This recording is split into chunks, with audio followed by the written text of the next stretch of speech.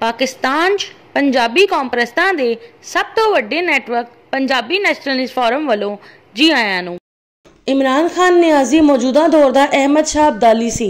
Ahmad Shah Abdali peoples पख्तूना दी शाख सदोज़ई नाल ताल्लुक रखदा सी। इस सदो खान नामी शख्सियत नूं अपना जद अमजद मानदा सी।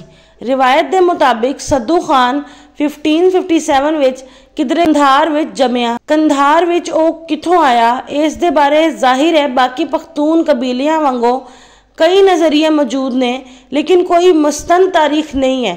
इमरान खान का ताल्लुक न्याजी कबीले नाल है। न्याजी कबीले ने इब्तदाई तौर पर गजनी के जनूब विच वाकिया जिला शेलगर के एक इलाके ते कब्जा किया। जदों गलजई की तादाद ज्यादा हो गई तो इन्होंने न्याजी नूं मशरिक वाल भेज दिता ते न्याजी ने जनूब वाल नकल मकानी करना शुरू कर दी। इत्थे तक कि 15वीं सदी विच अटक आ पड़ गए। उत्थे इन्हां नूं पनाह लभी ते इन्हां दे मुंडे व्यापारी ते फेरी लाण वाले बन गए। उस तो बाद वो शुमाल मशरिक वाले पासे दरिया सिंध वाल खिलर गए ते थल दे सहराई खिते विच वसू किता। अहमद शाह अब्दाली शेर शाह सूरी तो बाद खिते का पहला हुक्मरान बनिया, जिसने रिवायती तौर पर आपस में गुत्थम गुत्ता पश्तून कबाइलां नूं एक अजीम सल्तनत बनाने लई एक मजबूत फौजी कुवत के तौर पर इकट्ठा किया। इमरान खान नियाजी भी पाकिस्तान के पहले पठान अमर जनरल यूब खान तो बाद पाकिस्तान का पहला पठान वजीर आजम बनिया, जिसने खैबर पख्तूनख्वा विच रिवायती तौर पर आपस में बरसर पकार पश्तून कबाइलां नूं पाकिस्तान की हुकूमत बनाने लई एक मजबूत सियासी कुवत के तौर पर इकट्ठा किया। अहमद शाह अब्दाली जवान होके ईरानी फौज विच भर्ती होया। नादर शाह अफशार की वजह पाने तो बाद वह तरक्की करता होया ईरानी फौज का चीफ बन गया। नादर शाह अफशार के कतल तो बाद 1747 विच अफगान मोअज़्ज़ीन का लोया जरगा होया। उस जरगे विच अहमद शाह अब्दाली नूं नवा हुक्मरान मुंतखब कर लिया गया। यह जरगा शेर सुरख बाबा के मज़ार उत्ते होया सी। इस जरगे विच साबर शाह मलंग ने कंक का एक सट्टा तोड़ के अहमद शाह अब्दाली के सिर ते ताज वांगू लाया ते अहमद शाह नूं बादशाह तस्लीम कर लिया गया ते सल्तनत अफगानिस्तान की नींह रखी। इमरान खान नियाजी जवान होकर पाकिस्तान की क्रिकेट टीम में भर्ती होया।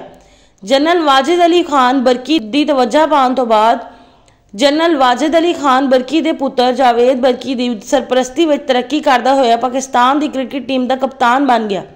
जनरल वाजिद अली खान बरकी दे 1988 विच मरण तो बाद जनरल वाजिद अली खान के दूजे पुत्र डॉक्टर नौशेरवां खान बरकी ने 1994 नूं लाहौर विच शौकत खाना मेमोरियल कैंसर अस्पताल ते रिसर्च सेंटर बनवा दिता। उस तो बाद 1996 नूं लाहौर विच पाकिस्तान तहरीके इंसाफ PTI की नींह रखी गई ते इमरान खान नियाजी नूं पहला चेयरमैन बना दिता गया। अहमद शाह अब्दाली अफगानिस्तान की सल्तनत बना के बादशाह बनिया ते चढ़दे उम्र ते इकतदार ते नशे की वजह तो अपने राज वधान लई सोचन लग पिया। अहमद शाह अब्दाली की तिखी अख पंजाब ते पई ते उस दे जसूस कंमकार दे भज नाल पंजाब की सौं लै जांदे सी।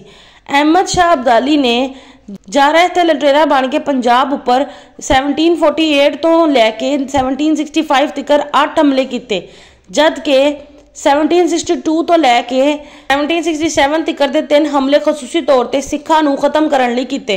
इमरान खान नियाजी पाकिस्तान तहरीके इंसाफ PTI नूं बना के चेयरमैन बनिया ते चढ़दी उम्र ते इकतदार दे नशे आस्ते ओहदा राज वधान लई सोचन लग पिया। इमरान खान नियाजी की तिखी अख पंजाब उपर जमी ते उस दे जसूस शौकत खाना मेमोरियल कैंसर अस्पताल ते रिसर्च सेंटर की आड़ विच पंजाब दे सूह लैंदे रहे। इमरान खान नियाजी ने जारह ते लुटेरे बन के पंजाब उत्ते हमले करने शुरू कर दिते, लेकिन 2011 तो लैके 2018 तक दे हमले खसूसी तौर पर पाकिस्तान मुस्लिम लीग नूं मुकाउण लई पाकिस्तान ते पंजाब उपर काबज होने लई कीते गए। बिल आखिर इमरान खान नियाजी 2018 विच पाकिस्तान ते पंजाब उपर काबज होने विच कामयाब हो गया। अहमद शाह अब्दाली जो दिल्ली करनाल पानीपत मथेरा ते आगरा विचों सोना चांदी मालो असबाब लुट के धीआं भैणां नूं भेडां बकरियां वांगो उहदे सिपाहियां दे अगे हिक दिंदा सी ते उस वेले हिंदू मूर्तियां अगे हथ जोड़ के मिन्नतां तरले करदे रह जांदे सी ते धीआं भैणां दे सौदे हो जांदे सी, जबकि मुसलमानां विचों कई अहमद शाह अब्दाली दे नाल रले होए सी। उस दौर विच पंजाब विच चंगा लुट मार दा बाजार गर्म होया। अहमद शाह अब्दाली दे सिपाही ਘਰਾਂ ਵਿੱਚੋਂ ਜਿੱਥੋਂ ਵੀ ਕਣਕ ਤੇ ਗਹਿਣੇ ਮਿਲਦੇ ਲੈ ਜਾਂਦੇ। ਇਸ ਲੁੱਟ ਮਾਰ ਤੇ ਬਾਬਾ ਬੁੱਲੇ ਸ਼ਾਹ ਨੇ ਇਸ ਤਰ੍ਹਾਂ ਖੋਲ ਕੇ ਆਖਿਆ, ਦਰ ਖੋਲਿਆ ਹਸ਼ਰ ਅਜ਼ਾਬ ਦਾ, ਬੁਰਾ ਹਾਲ ਹੋਇਆ ਪੰਜਾਬ ਦਾ। ਪੰਜਾਬ ਵਿੱਚ ਇਹ ਗੱਲ ਬਣ ਗਈ ਸੀ ਕਿ ਖਾਦਾ ਪੀਤਾ ਲਾਹੇ ਦਾ, ਬਾਕੀ ਅਹਿਮਦ ਸ਼ਾਹ ਦਾ। यानी जो कुछ खा पी लिया वही गनीमत है, बाकी तो अहमद शाह ने ले जाना है। बाबा बुल्ले शाह ने उस दौर का नशा कुछ इंज खिंचिया, मुगलों जहर प्याले पीते, भूरियां वाले राज कीते, सब शराब फिरन चुप चुपीते। इमरान खान न्याजी के दौर च पंजाब च चंगा लुट मार का बाजार गर्म रहा।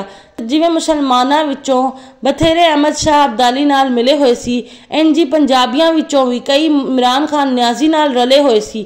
पंजाबी दसन के इमरान खान न्याजी दे 2018 तो लैके 2022 तक दे अरसे विच पठाना दा पंजाबियां नाल किवें जिहा सलूक रहा। पंजाबियां दे तबसरियां तो पंजाबियां दे सियासी शऊर दा पता लगेगा।